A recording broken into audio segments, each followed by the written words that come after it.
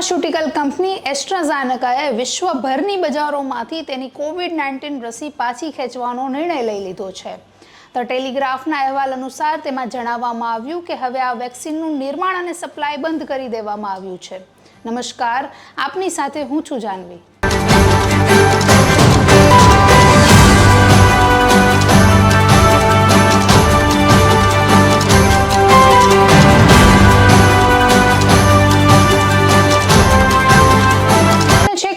ઘણા દિવસોથી એસ્ટ્રાઝેનેકાના લીધે જે આડઅસરની ઘટનાઓ સામે આવી છે, જે બીમારીઓ થઈ રહી છે, અને એસ્ટ્રાઝેનેકાએ પણ યુકેની હાઈકોર્ટમાં સ્વીકાર્યું હોવાનું સામે આવ્યું.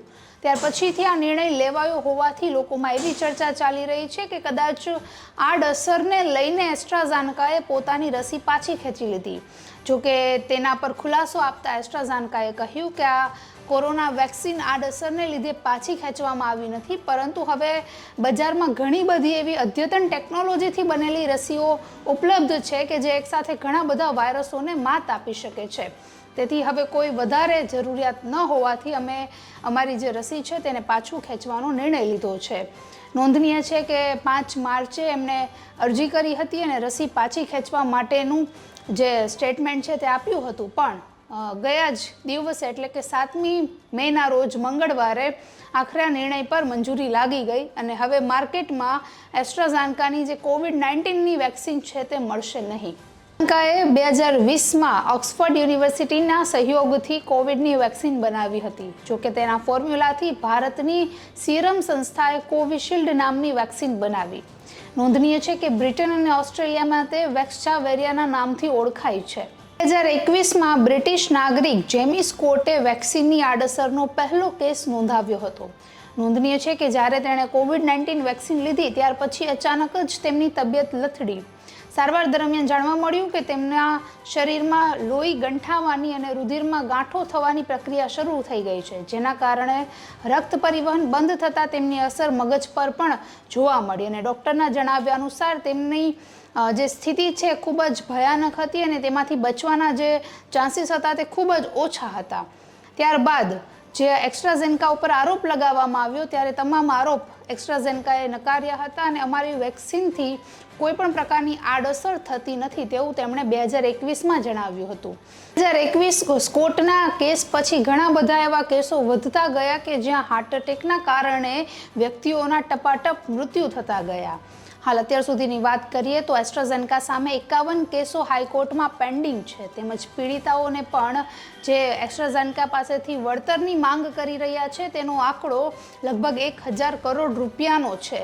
તો આટલી મોટી સંખ્યામાં કેસો વધ્યા બાદ ફાઇનલી ફેબ્રુઆરી 2024માં એટલે કે થોડા જ મહિના પહેલાં એસ્ટ્રાઝેનેકાએ યુકેની હાઈકોર્ટમાં સ્વીકાર્યું કે અમારી વેક્સિનેશનથી આડઅસર થાય છે, જેનાથી થ્રોમ્બોસિસ થ્રોમ્બોસાઇટોપેનિયા સિન્ડ્રોમ એટલે કે એટીએસ જેવી ગંભીર બીમારીઓ થઈ શકે, જેમાં વ્યક્તિના શરીરમાં લોહી ગંઠાઈ શકે છે અને તેની જે આડઅસર થાય તેનાથી હાર્ટ એટેકના કારણે મૃત્યુ પણ થઈ શકે છે.